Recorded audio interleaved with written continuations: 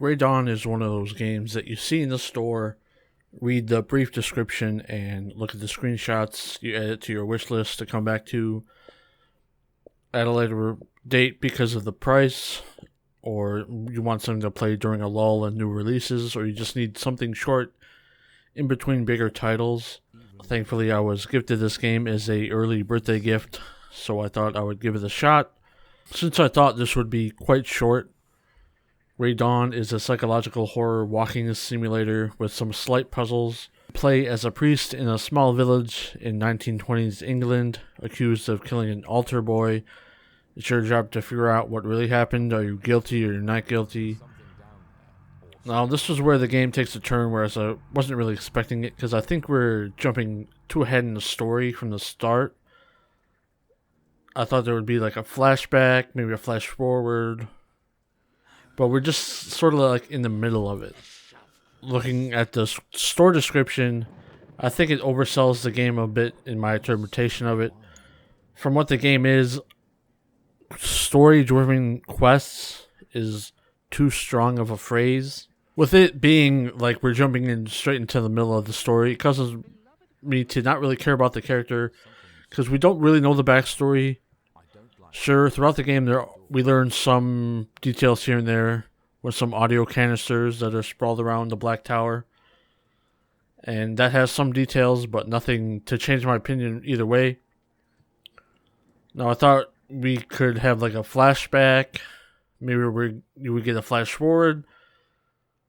But we don't get any of that. We also hear some main thoughts from our main character during the abrupt loading screen this game has.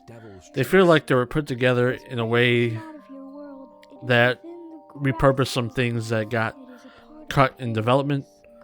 This game is split into two sections, a confined area called the Black Tower, and another dreamlike sequence that's based on Romania, that has more open areas, that still has you doing puzzles, grabbing pictures of biblical figures. This is another part where I wasn't expecting. I was under the assumption we were doing more investigation work about what really happened, but instead we're just jumping around, doing a puzzle, doing another puzzle, and going back and forth pretty much between the worlds. There's not much narrative to what we're doing. There are some, but overall it's not very coherent. What a curious gift. With the puzzles, they're very light and not hard to figure out at all. Sometimes you'll be able to stumble upon the solution before you fully understand what you're meant to be doing. I did have an issue with one puzzle, but that's only because I did not look in the drawer. I didn't think it was interactable. That's one thing about this game. Some things you think you can interact with, but you can't. Others you can. And when you open the doors, you get stuck. You gotta like stay far away from the door to open it, because your character model like blocks the door, which is kind of annoying. There are two puzzles of ripped piece of paper in the game that are quite annoying, just because of the cursor movement is so slow, and there's a bunch of pieces to deal with. But I will give them credit with these, because when they stay together and you can move them around easily. Yeah, you probably already noticed by the footage that this game has terrible texture loading problems. I was playing on the Xbox Series X, and it was definitely a bit of immersion killer. I'm not sure if it's because of the console is loading too fast or it's an Unreal Engine quirk. It's only 4 gigabytes too, so I don't know what the problem is. When the game fully loads in, it does look pretty nice. The nice religious touches here and there. I like the music in this too, but I'm not sure what the tentacle monster is in the Bible, and I don't know what it's doing here. Maybe it's something placeholder or something they thought would look cool. And at the very end of the game, there's some bad hitching. And thankfully, it's at the very end of the game. Overall, it was decent besides the texture loading issues. In Grey Dawn, there are 18 achievements that are mostly story-related, require you to get some few collectibles.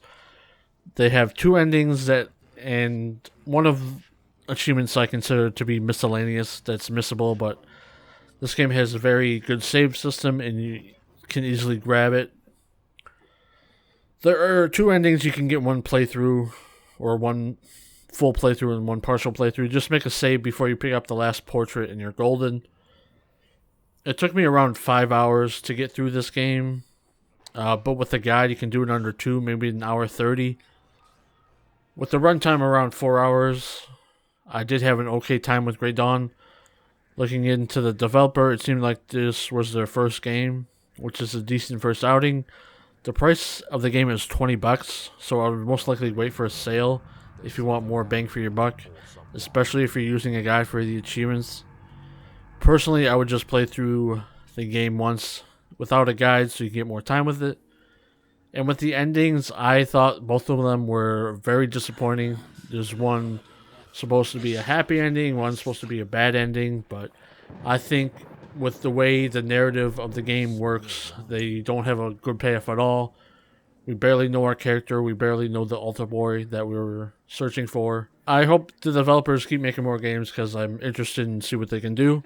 Now, if you like what you see here, it is a decent little game. I do think the price is a little too steep for what it is gameplay-wise, but if you like what you saw, like the description you read earlier, I would say go for it.